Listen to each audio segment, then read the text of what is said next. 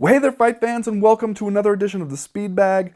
Today, a segment I like to call, See, That's How You Do It. Now, this one goes out to former UFC middleweight champion Rich Franklin, who on Monday, at the age of 40, announced his retirement from mixed martial arts, prompting a lot of fight fans to wonder, wait, he wasn't retired already? And I can understand how you might feel that way. It has been a little while since we've seen him. His last fight was that knockout loss to Kung Lee in 2012. Since then, he had a juice business. He became an executive for ONE FC in Asia, basically setting himself up for life after fighting, which is something shockingly few fighters seem to do. But I think in that lull, we're in danger of forgetting Franklin's contributions to the sport, and we really shouldn't, because they're important.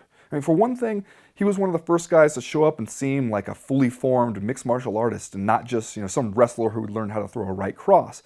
He also was an important guy for a PR campaign for the UFC at a time when it needed people who could prove that these guys weren't just tattooed bar bouncers stomping each other's teeth out. I mean, he was a former high school math teacher, an educated guy living out his dream of being a professional athlete and becoming a UFC champion.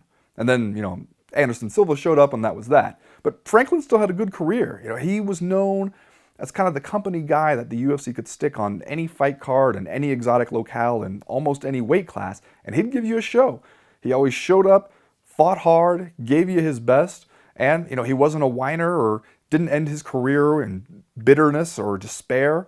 And in fact, he also didn't just make the knee-jerk reaction to retire as soon as that last loss to Kung Lee. He took his time, he thought about it, and then he came back and he calmly, reasonably, rationally, in Rich Franklin fashion, explained to us why he was doing this and why now. And it's kind of sad that we see this as being so unique and so uncommon, but it actually is. Not a whole lot of guys go out of this sport on their terms when they want to and for good reasons and, without staying too long.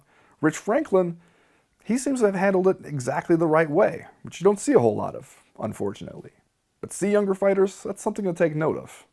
Rich Franklin, see, that's how you do it.